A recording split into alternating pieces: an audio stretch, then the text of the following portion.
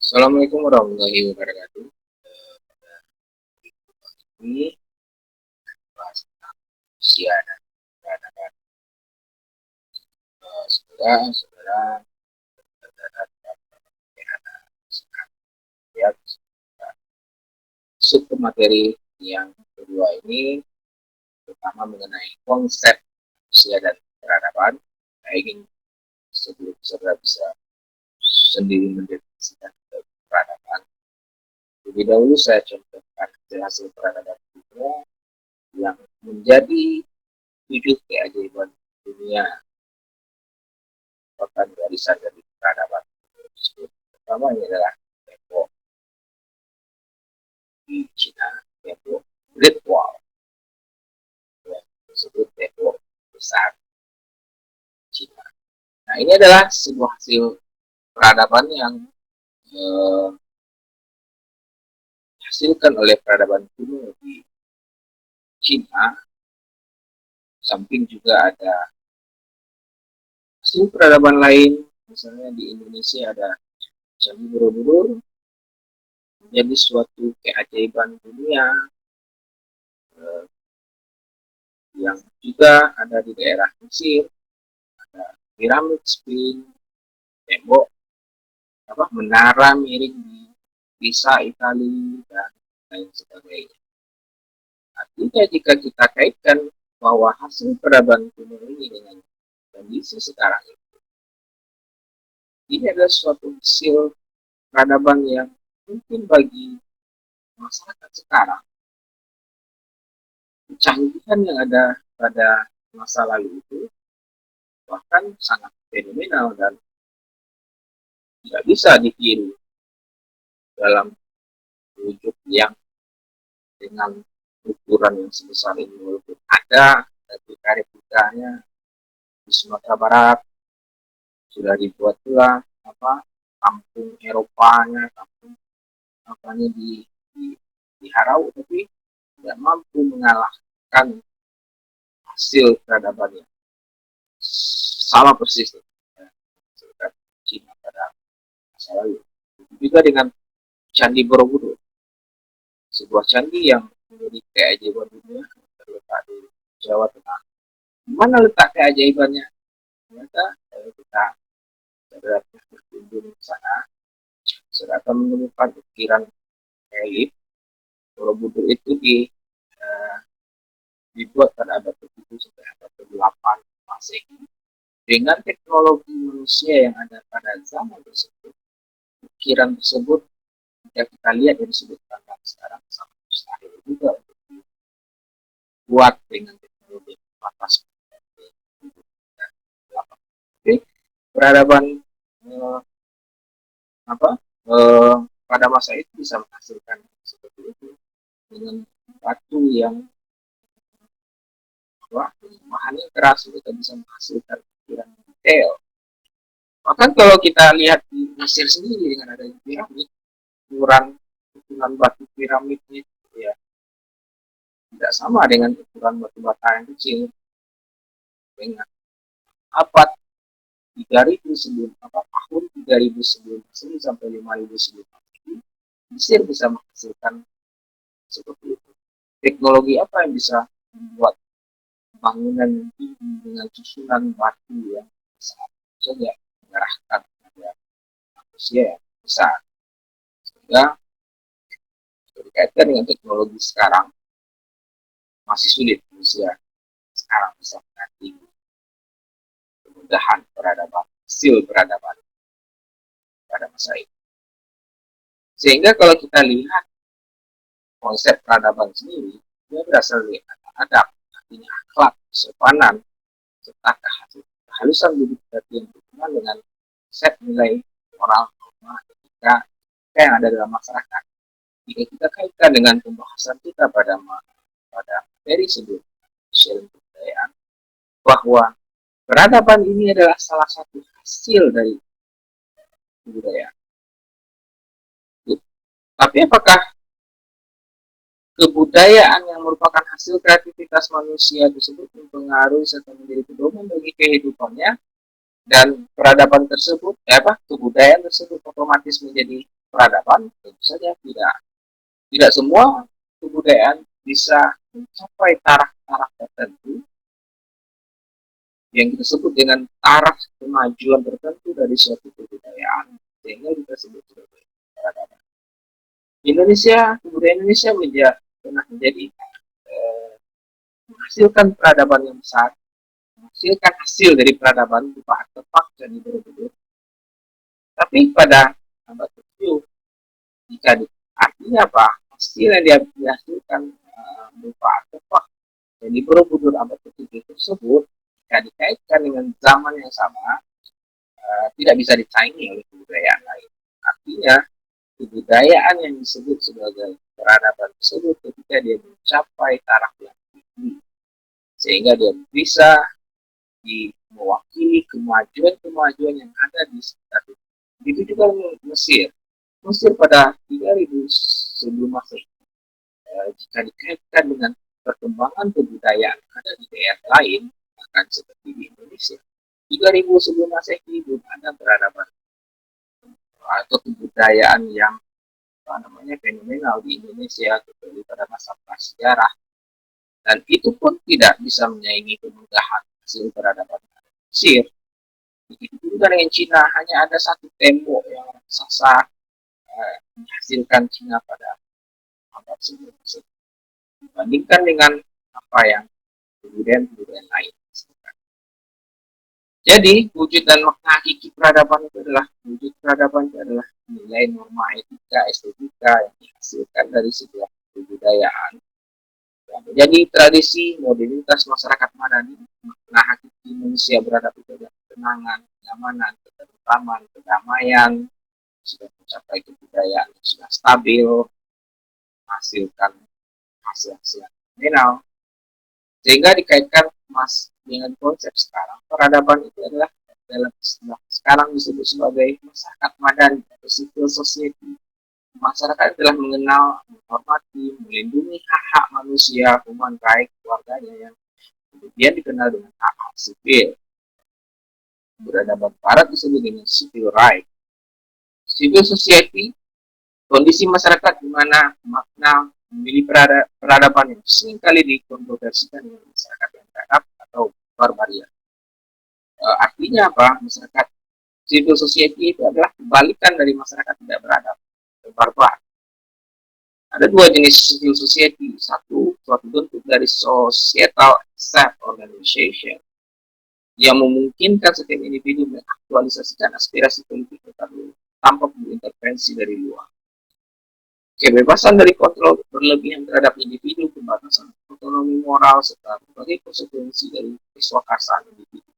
Nah, dari pemahaman yang seperti itu, kalau kita kaitkan dengan kebudayaan Indonesia sekarang dalam kehidupan berbangsa dan bernegara, apakah kita sudah bisa kategorikan kebudayaan Indonesia ini sudah mencapai taraf tertentu, sudah disebut sebagai masyarakat beradab dengan kategori tersebut?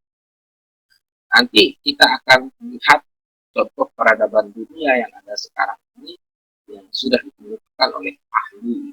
Dan dalam sebelum itu kita membahas dulu elemen dari civil society atau masyarakat beradab atau masyarakat adat tersebut. Di dalam masyarakat civil society adanya pengaturan hukum yang efektif dalam melindungi warga negaranya.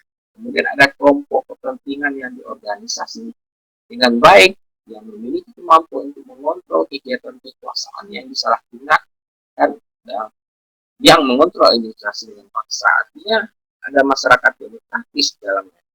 Kemudian adanya pluralisme yang dimaknai sebagai keseimbangan antara penduduk yang tidak sekelompok orang pun yang memposisikan dirinya kepada kelompok yang dominan. Artinya terjadi kesetaraan dan penghargaan terhadap perbedaan-perbedaan dalam masyarakat tersebut.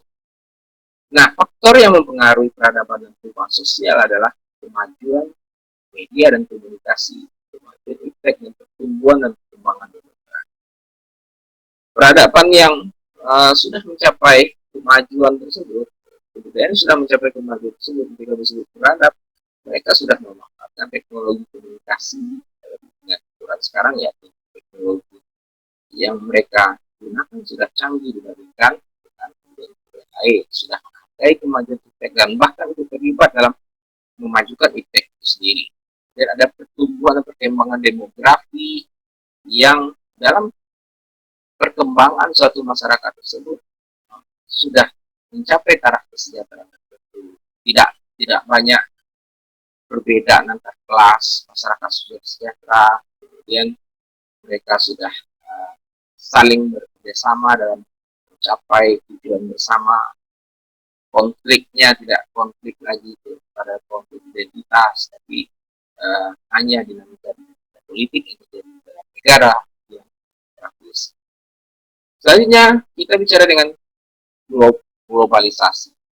Setiap kebudayaan ada di dunia ini, Indonesia, Asia, Afrika, Eropa, dan yang sebagainya macamnya, dalam bukunya Samuel Huntington dalam bukunya berjudul The Clash of Civilization, artinya adanya benturan, gesekan antar peradaban, disampaikan oleh Samuel Huntington yang menjadi peradaban yang saat ini mempengaruhi dunia dan terjadi pergesekan di antara mereka karena cenderungannya setiap peradaban-peradaban yang maju pasti akan bersinggungan dengan peradaban-peradaban yang lain yang juga maju dalam mempengaruhi kebudayaan ada di sekitar.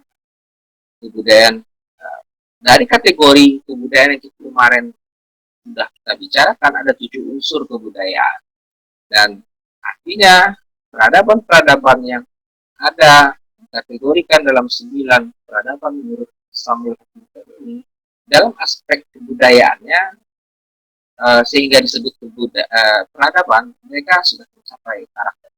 Misalnya kita lihat karakteristik Western adalah peradaban Barat yang diidentikan dengan Eropa dan Amerika. Kita melihat bahwa peradaban Western atau kebudayaan yang maju dari Western ini atau kebudayaan Eropa Amerika, mereka sudah maju dalam bidang unsur peralatan hidup. Unsur kebudayaan yang pertama adalah peralatan hidup. Mereka unggul di situ. Kemudian sistem teknologi, mereka unggul di situ. Tapi tidak semua unsur tersebut mereka dikategorikan tinggi. Tapi dalam beberapa unsur lain, misalnya kesenian, justru Western ini banyak masyarakatnya melihat kecanggihan teknologi atau kemajuan seni itu berasal dari kebudayaan lain, seperti kebudayaan yang ada di Asia. Peradaban yang kedua, Latin Amerika. Latin Amerika ini adalah peradaban kebudayaan dari kebudayaan yang ada di Amerika Selatan atau Amerika Latin. Mereka jika dikaitkan dengan kecanggihan sebuah kebudayaan mereka unggul pada bagian dari sistem religi. Amerika Latin atau Amerika Selatan itu sangat menjadi dunia, menjadi pusat perkembangan agama Kristen sendiri. Sanalah agama Kristen lebih mengakar dalam masyarakat. Jadi dalam aspek ini, dan mereka punya kekhasan sendiri. Budaya Amerika Latin itu identik dengan bahasa Spanyol, dan masyarakatnya dari negara-negara seperti Argentina, Brazil, mereka unggul dalam kebudayaan pada aspek religi. Selanjutnya Confucian atau kita sebut dengan peradaban Cina. Saat ini dalam bidang ekonomi mereka sangat berpengaruh dalam peta perkembangan ekonomi di dunia. Indonesia saat ini dalam kiblat ekonomi sudah mulai melakukan hubungan kerjasama Indonesia dan China. Tidak hanya saja di bidang itu, China juga maju dalam teknologi. Misalnya kita lihat teknologi elektronik. Amerika pada dahulunya dikuasai oleh Barat, kemudian Jepang dan Korea pada saat sekarang. Justru China mampu menandingi produk-produk yang juga dihasilkan oleh peradaban lain, misalnya dari segi smartphone, kita mengenal ada smartphone Amerika, ada smartphone Jepang dan Korea, dan juga smartphone saja di China. Dan mereka dalam aspek kebudayaan sangat punya peradaban dengan identitas tersendiri. Begitu juga Jepang, mereka maju tidak hanya di bidang teknologi saja peradabannya, kebudayaannya, sehingga disebut peradaban di bidang otomotif, elektronik, dan lain-lainnya. Jepang juga beriringan dengan Cina melakukan kampanye kebudayaan, sehingga generasi muda di Indonesia sekarang ini banyak bercermin, meniru, imitasi kebudayaan-kebudayaan yang dihasilkan oleh Jepang dan Korea, terutama misalnya K-pop dan Japanese style yang tumbuh di bidang kesenian, musik, dan sebagainya. Selanjutnya pada peradaban yang kelima, peradaban Islam, pertama sangat fenomenal sekali sejak pasca 11 September 2001, peristiwa WTC, justru menurut sudut pandang Amerika, Islam terjadi pengaruh peradaban dari Islam ini, bahkan ini ada sebagai salah satu peradaban yang berpengaruh besar di Indonesia, terutama bidang agamanya, pusat Timur Tengah. Selain itu juga peradaban Islam dari negara-negara yang berasal dari Timur Tengah ini saja juga merupakan salah satu dari sekian banyak negara juga yang masa perekonomian dunia, terutama dari hasil minyak yang mereka hasilkan di daerah Timur Tengah. Jadi juga Hindu, daerah India, dari segi kebudayaan mereka mampu menyebarkan pengaruh pada dunia. Dari perfilman Bollywood juga bisa mengimbangi dominasi dari Bollywood. Selain itu juga perkembangan industri otomotif sudah mulai berkembang juga di India, adanya produk-produk India, walaupun sekarang ini masih bersaing dengan produk-produk Eropa, Cina, Amerika, serta selanjutnya yang juga dikategorikan oleh Huntington juga ada negara-negara Slavik, Skandinavia yang ada di bagian negara-negara Viking. Selanjutnya Afrika, walaupun dari segi kemajuan teknologi dan lainnya mereka mampu dikalahkan oleh peradaban-peradaban Barat, Rusia, Cina, dan Jepang. Tapi yang dari Afrika ini dari segi aspek unsur kebudayaan di bidang kesenian mereka sangat bagus sekali. Bahkan di dunia Afrika ini sebagai salah satu kunjungan dan sorotan dunia sama bangsa Barat untuk melihat kemajuan proyek kesenian. Saya masih ingat ketika Piala Dunia berapa itu yang di Afrika Selatan, mereka mampu menampilkan hasil kesenian tarian yang sangat bahkan tidak bisa ditandingi oleh bangsa-bangsa lain bidang kesenian. Itu juga di Asia, kesenian juga menjadi kekhasan dan kemampuan tersendiri dari spesies. Kemudian yang kesembilan yang dikategorikan oleh Huntington adalah Lone Solitary Unique Civilization. Di sini adalah negara Israel. Di sini alone apa? Mereka lebih tertutup, individual, solid dalam negaranya, hanya terdiri dari satu ras bangsa Yahudi, dan mereka mempunyai peradabannya mirip yang unik dari peradaban-peradaban lain.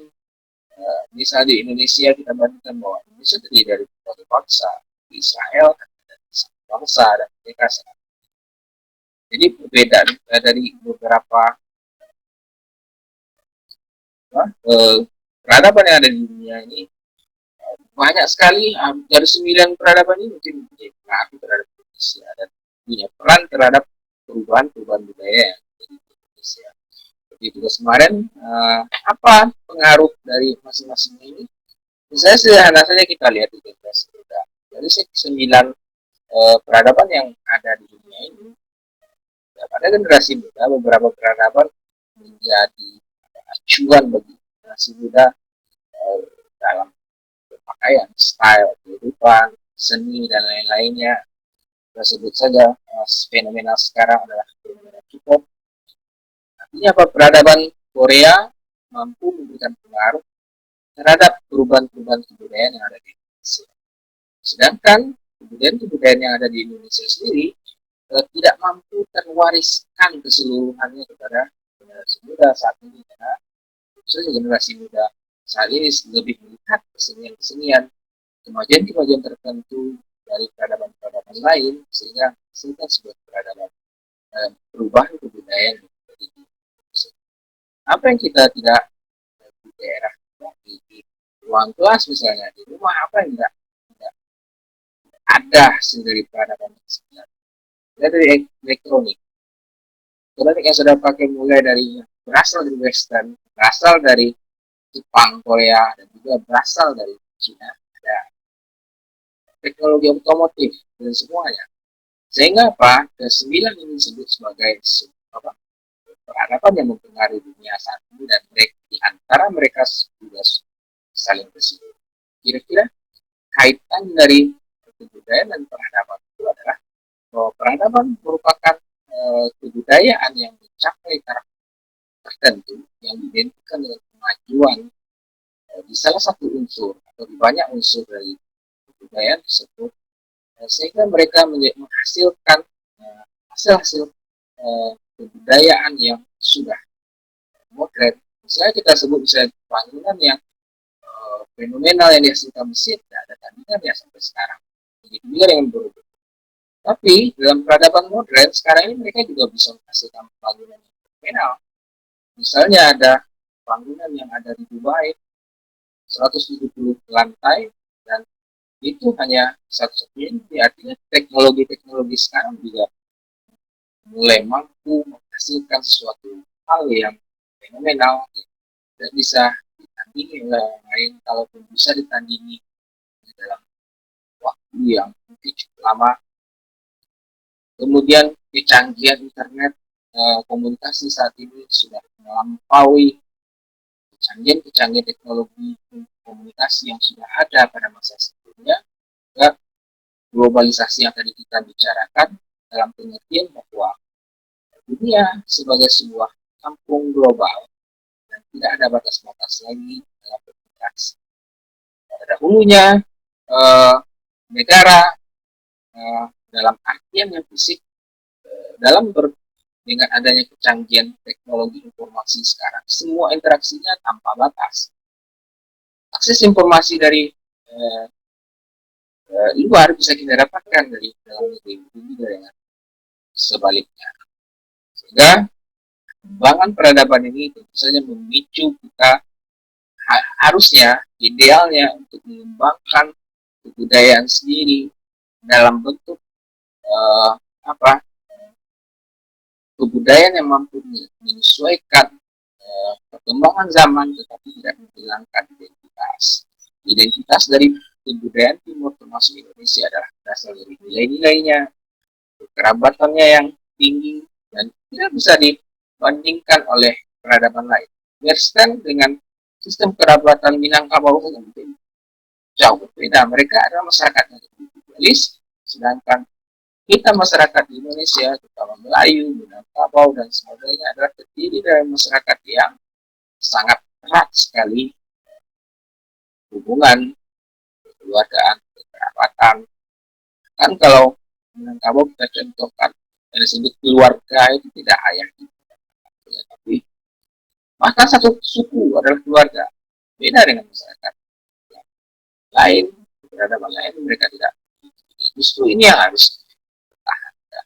Justru dikini dari teori-teori postmodernisme, adanya teori Durkheim, bunuh diri dan sebagainya,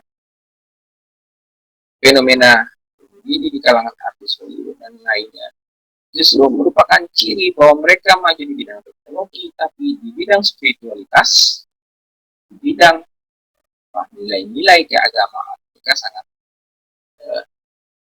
sekali dengan apa yang sudah miliki. Kecenderungan menurut bunuh diri misalnya berkaitan dengan identitas. Sedangkan masyarakat barat atau termasuk juga masyarakat perkotaan yang ada di Indonesia sudah mulai hilangnya akar-akar sosial, hilangnya identitas sosial, hilangnya nilai spiritualitas, sehingga kemungkinan untuk melakukan tindakan-tindakan yang di luar rasional sangat mudah sekali.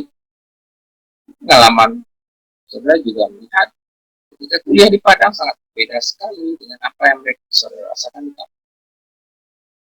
Justru dengan ukuran masyarakat individualis, kehidupan masyarakat tradisional, misalnya bagi sebagian muda menyebut masyarakat tradisional adalah masyarakat kita yang ada di sekitar masyarakat, banyak masyarakat yang kepo. Justru kepo itu dalam ukuran individualis. Saya contohkan, saudara menyebut temannya kepo, padahal mereka itu adalah menjalankan kebiasaan kebudayaan yang mereka sudah wariskan di kampung. Kalau saudara ada kejadian di kampungnya, apa yang tidak bisa diketahui dengan cepat. Ada pola komunikasi tradisional yang bisa mengarahkan teknologi bahkan. Sehingga hal-hal yang positif dalam kebudayaan yang ada di sekitar kita tentu saja itu perlu diwariskan kepada generasi selanjutnya. Tidak mungkin kekayaan tradisional, kearifan lokal, mulai dari kearifan dari pikiran, tari-tarian, bahkan bela diri tradisional yang saya contohkan saja. Saya sering terlibat dalam warisan nilai-nilai dari silet tradisional Minang misalnya. Itu justru menjadi sesuatu yang dicari oleh masyarakat barat, masyarakat luar Indonesia yang ingin belajar. Justru generasi muda yang ada di Indonesia sendiri, masuk juga saudara, tidak semuanya menyukai. Ini kan menjadi bagi saudara sebagai kaum intelektual, tentu saja kita harus melihat di sisi objektif hal-hal yang perlu kita wariskan dari kebudayaan ini. Tentu saja ini harus diwariskan sehingga suatu saat kemudian kita juga menjadi peradaban yang dicontoh oleh masyarakat luar. Justru bisa mempengaruhi pula tren-tren itu. Misalnya di silat sendiri, batik sendiri, masakan, kuliner dan yang lainnya justru menjadi fenomenal.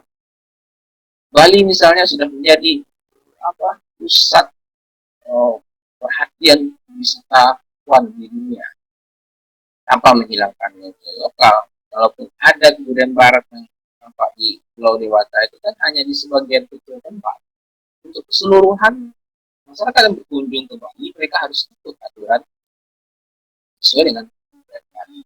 Ini bisa jadi menjadi motivasi bagi kita semua dan bidang tertentu, kekayaan alam, wisata, budaya, seni, bisa menjadi pusat perhatian dunia dan bahkan kita bisa memberikan pengaruh kepada masyarakat dunia berkaitan dengan keunggulan-keunggulan kebudayaan Indonesia.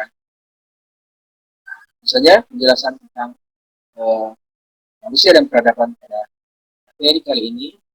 Kita berjumpa pada kesempatan yang lain. Assalamualaikum warahmatullahi wabarakatuh.